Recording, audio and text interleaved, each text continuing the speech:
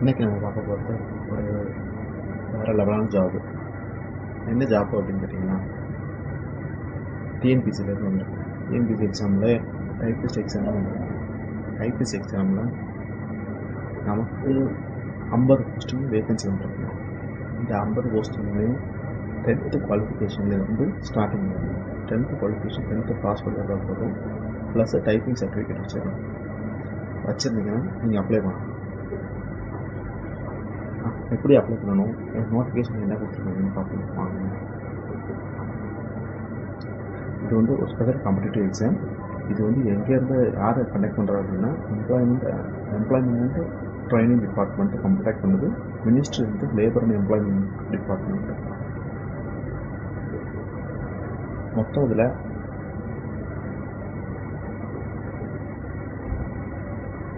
ஆனால் இது ஒரு டெம்பரரி போஸ்ட்டு. இந்த போஸ்ட்டுக்கு டெம்பரரியாக தான் இப்போ ஆள் எடுக்கிறாங்க, ரெக்ரூட்மெண்ட் பண்ணுறாங்க. இனி மேபி இது பர்மனெண்ட் ஆகலாம்.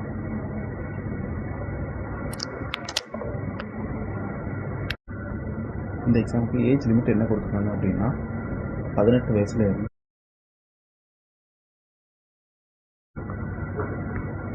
32 வயசு வரை கொடுத்துருக்காங்க. இது போக மொத்தமாக 32 வயசு வரை கொடுத்துருந்தாலும் அந்தந்த கேட்டகரிக்கு தகுந்தாப்புல தனித்தனி வேகன்சி கொடுத்துருக்காங்க. அந்தந்த கேட்டகரிக்கு தனித்தனி வேகன்சி கொடுத்துருக்கும்போது ஒவ்வொரு வேகன்சிக்கான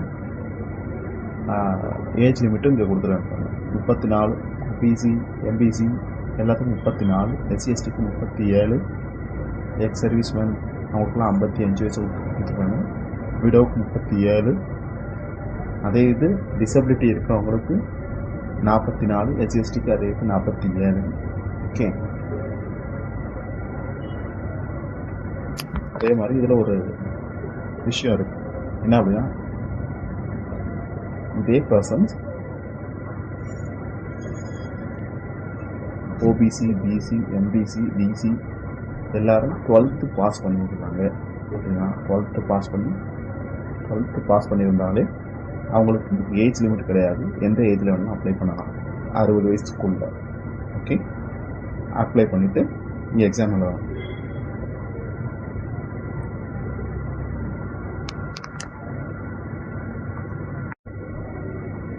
நான் முன்னாடியே சொல்லியிருந்தேன், 10th குவாலிஃபிகேஷன் இருந்தால் போதும் அப்படின்னு.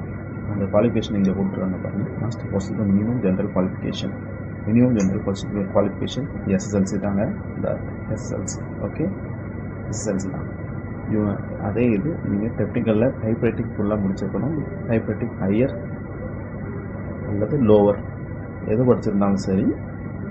ஆனால் உங்களுக்கு கம்ப்யூட்டர் ஆட்டோமேஷன் தெரிஞ்சிருக்கணும். இதே இது நீங்கள் டிகிரியே கம்ப்யூட்டர் சயின்ஸ் பேக்ரவுண்டில் படிச்சிருந்தீங்க அப்படின்னா, டிகிரி டிப்ளமோ எதுனாலும் கம்ப்யூட்டர் சயின்ஸ் பேக்ரவுண்டில் படிச்சிருந்தீங்க அப்படின்னா அந்த இது தேவைப்படாது. என்ன அப்படின்னா, அந்த ஆட்டோமேஷன் டிகிரி சர்டிஃபிகேட் தேவைப்படாது. ஓகே,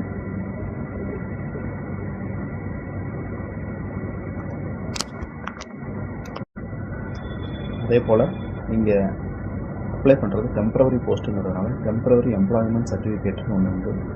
அதையும் உங்கள் சிஸ்டத்தில் அப்ளை பண்ணும்போது அப்ளை பண்ணிடுங்க சேர்த்து. ஓகே, அப்போ தான் உங்களுக்கு கிடைக்கும். இல்லை அப்படின்னா அவங்க மேக்ஸிமம் ஆன்லைன் அப்ளை தான், ஆன்லைன் அப்ளிகேஷனில் இருக்கும். நீங்கள் பார்த்து இதையும் அப்ளை பண்ணிடுங்க. ஓகே, இதை அப்ளை பண்ணியிருந்தீங்கன்னா தான் உங்களுக்கு ஜாப் கிடைக்கிறதுக்கான வாய்ப்பு ரொம்ப அதிகமாக இருக்குது.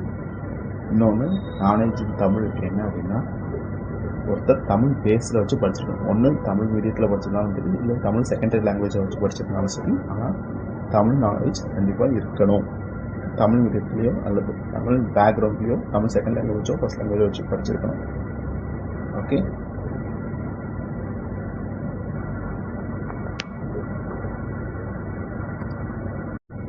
இந்த எக்ஸாம் பேட்டர்னை பொறுத்த மட்டும் part A part pin 2 paper இருக்குது. அந்த 2 பேப்பர்லேயும் ஆப்ஜெக்டிவ் டைப் தான் ரெண்டும். ஆனால் ரெண்டும் கூடு ஒரே பேப்பராக தான் வைக்க போகிறாங்க. ஆனால் மொத்தம் வந்து 3 மணி நேரம் 300 மார்க்கிங். ஓகே, இந்த பேப்பரை நீங்கள் எப்படி எழுத போகிறீங்க அப்படின்னா, பார்ட் ஏ பேப்பருக்கு 150 மார்க்கு, பார்ட் பி பேப்பருக்கு 150 மார்க் இருக்குது. இதில் பார்ட் ஏ பேப்பரில் நீங்கள் 40%, அதாவது 60 மார்க் எடுத்தால் மட்டும்தான் பார்ட் பியை கரெக்ட் பண்ணவே செய்வாங்க. So part A part B நல்ல எக்ஸாம் எழுதுங்க, ஒழுங்காக நல்லா படித்து எழுதுங்க. ஓகே, இது எல்லாமே சிங்கிள் ஸ்டேஜ் எக்ஸாமினேஷன் தான். எக்ஸாம் முடிஞ்சதுக்கப்புறம் ஆன் ஸ்க்ரீனில் சர்டிஃபிகேட்டை வெரிஃபை பண்ணுவாங்க. அதுக்கப்புறம் ஃபிசிக்கலாக சர்டிஃபிகேட்டை வெரிஃபை பண்ணுவாங்க. ஓகே, இந்த எக்ஸாமுக்கு எப்படி அப்ளை பண்ணுறது அப்படின்னா, டிஎன்பிஎஸ்சி வெப்சைட்டுக்குள்ளே போயிட்டு ஒன் டைம் ரெஜிஸ்ட்ரேஷன் முன்னாடி நீங்கள் பண்ணியிருந்தீங்க அப்படின்னா ப்ராப்ளம் இல்லை. பண்ணலை அப்படின்னா ஒன் டைம் ரெஜிஸ்ட்ரேஷன் பண்ணிவிட்டு ஒன் டைம் ரெஜிஸ்ட்ரேஷன் பண்ணுறதுக்கு 150 ருபீஸ் சார்ஜ் ஆகும். அதுக்கப்புறம் அந்த எக்ஸாமுக்கு நீங்கள் அப்ளை பண்ணிக்கலாம். ஓகே, அதே போல் எல்லோரும் பொறுத்த மாதிரி கேண்டிடேட் செல்ஃபோன் எலக்ட்ரானிக் ஐட்டம் இதெல்லாம் கொண்டு வரக்கூடாது. எல்லாருக்கும் தெரிஞ்ச விஷயம் தான். தயவுசெய்து இதெல்லாம் கொண்டு போகாதீங்க.